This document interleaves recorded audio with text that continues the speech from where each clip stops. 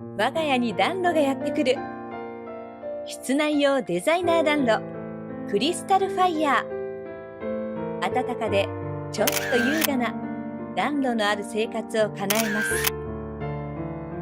洋画に出てくるような大きな暖炉は工事も維持費も必要ですが、クリスタルファイヤーならたとえマンションだって気軽に暖炉のある生活が楽しめるのです。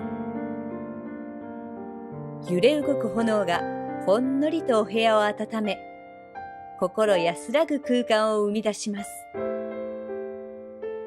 揺れる炎には F 分の1揺らぎという自然界の普遍的な現象に見られる不規則性が調和した心地よい揺らぎ方が見られます。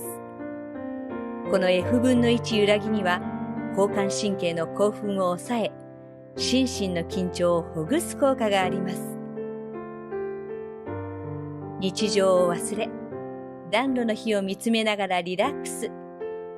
心癒される時間をたっぷりお過ごしください。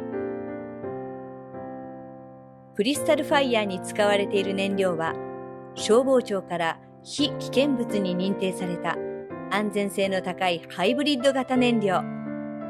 煙もすすも出ないから、いつでも快適な使い心地。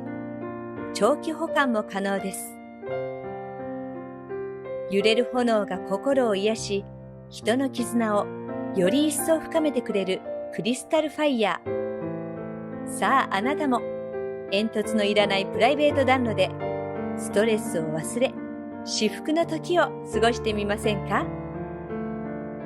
次はあなたがクリスタルファイヤーで自宅に暖炉のある至福の夢を叶え、火の持つエネルギーと癒し効果を存分に味わう番です。